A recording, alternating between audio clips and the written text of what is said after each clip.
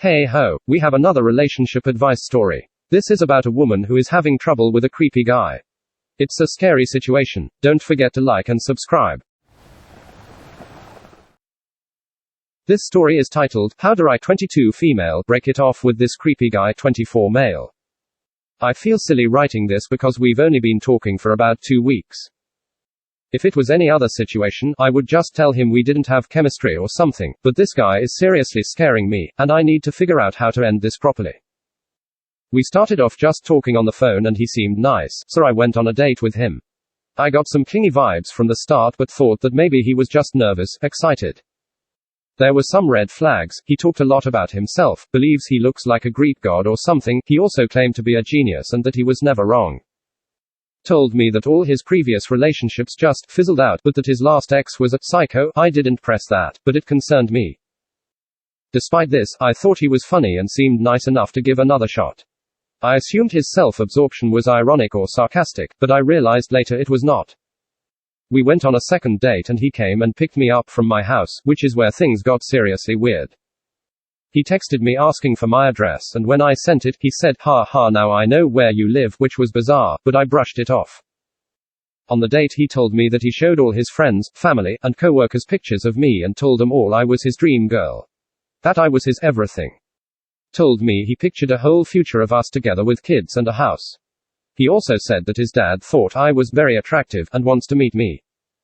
He would constantly interrupt me when I was speaking to tell me I was such a good girl, or would make very explicit comments about my body, specific my rear end, and what he thinks my lady parts look like. I would be telling him about work or my friends, and randomly he would start explaining in detail about how he wants to have relations with me. He said when girls say no or stop during relations, it just makes me want it more, completely unprompted. Then he kept grabbing the back of my neck and trying to kiss me. He also said that consent was a concept created by feminists to be just ill-defined enough to target men who did nothing wrong. At this point I was terrified and attempted to end the date early but keep calm. I didn't argue with him about the consent or anything, I just fake laughed and nodded because I was afraid it would upset him, and he seemed unhinged. Since he was the one driving, I was trapped. I asked him to take me home because I had work to do and he refused. I wound up getting out of it by having my friend call me and pretend there was a serious problem. Since he dropped me off, he's been texting and calling me non-stop. Telling me that he wants to show up at my apartment in the middle of the night, going into long details about how much he wants to touch me and be with me. It's incredibly scary and I don't know what to do. I'm afraid if I tell him I'm not interested he will retaliate or stalk me. How do I let him down and avoid this? Comment 1. Oh man. Something really similar happened to me. I'd been dumped by my long-term boyfriend and was in a really dark place, and started seeing this guy, who appeared really sweet, was tall, and buff, and charming, and well off. And I just felt so guilty that I simply wasn't into him after a couple of dates. But he seemed like a nice enough guy at first. Bombarded me with care and attention that I felt was sort of fake and made me a bad person to doubt the intentions of. It would be a massive comment if I wrote down all the weird shite that slowly started seeping out over the month I was seeing him. I felt like I had nowhere to escape. He knew where I lived, where I worked when work finished. He never wanted me to meet friends, or go anywhere after work, or speak to my family. Only see him. It was exhausting, and I started having to lie about where I was going and what I was doing. I was shite scared to break it off. I finally told my good friend colleague, and he started basically escorting me off the premises. He helped me tell my manager, who told the security guards. At first it felt embarrassing, but then a huge relief. Eventually I managed to open up to my housemate, and as we were planning on moving to a new house, to a nearby flat, so another friend could live with us, she helped me plan my escape from the relationship. We moved to a new house and I didn't tell him where my new flat was. I even dared to, God knows how I mustered the courage to tell him in his car that I needed some time to be alone. After that I sent him a message, as proof that I'd thought about it and don't think this is working. Made it all about myself and not him. I was too scared to block him for months, and he kept calling me. I just put the phone on silent. One morning I woke up and had 70 missed calls, 30 messages.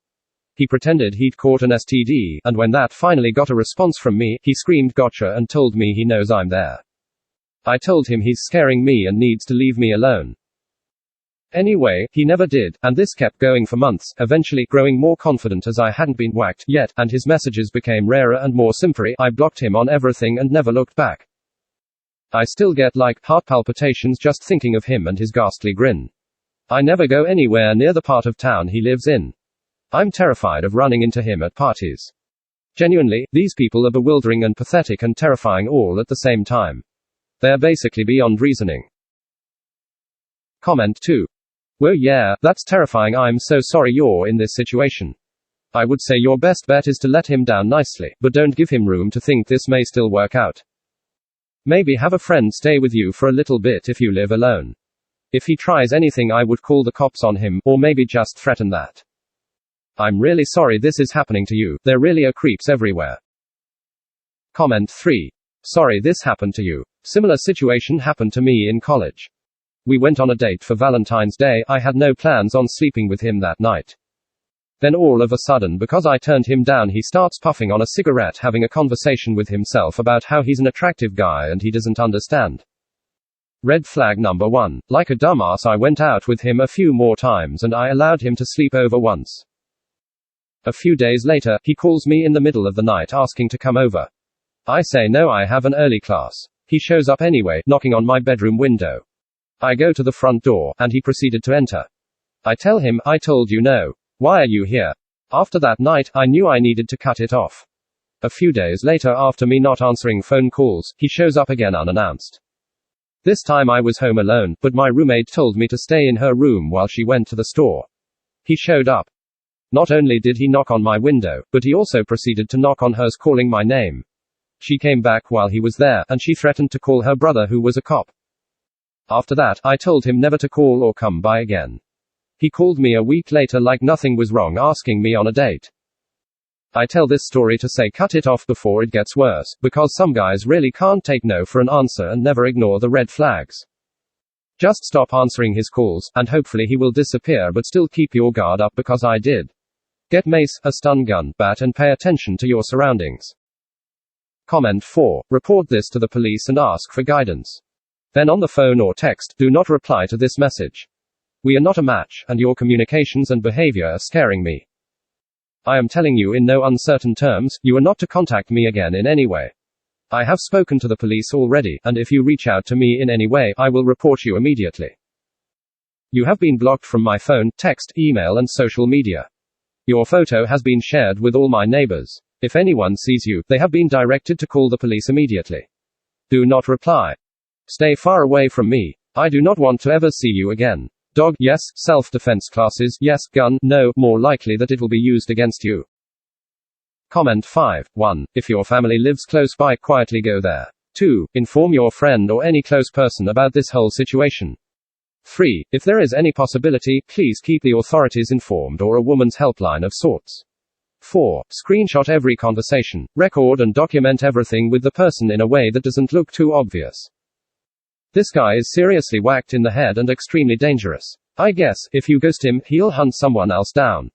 Please be safe and inform the authorities. Update. Thank you all for the great advice. I wanted to post an update on the steps I made to keep myself safe, thanks to all your help. 1. I contacted him and told him I was uninterested in pursuing anything further. He was upset and launched into a lot of malicious comments. No direct threats, but just overall wishing me dead and such. I informed him that if he attempts to come to my apartment, I will call the police. I also screenshotted all the comments and sent them to my friends and family, as well as saved them to my hard drive as copies. 2. I went out and bought some new locks for my windows and doors along with a bat and some bear spray. Pepper spray. Mace is illegal where I live, as are guns without permits. I don't live in the USA. 3. I told my parents, they live 2 hours away, but they're going to call and check on me every day for the next while until I feel safe. My dad is coming up tomorrow to install some motion-activated lights outside my house to deter anyone. My dad also has a male friend who lives in the area and gave me his contact information in case of an emergency. 4. I let my neighbors and my landlord know the situation, gave them a description of his car and his appearance. They said they'd look out for me. I didn't contact the police yet because I looked it up, and where I live, they won't do anything until he makes an attempt. I also can't get a dog as much as I wish I could. My apartment is not big enough to house a happy big baby like that, and it wouldn't be fair to the doggo. But maybe in the future when I move, I'll make that a priority. Thanks again to everyone for your help. Thank you so very much for listening. Please check out my other videos and like and subscribe.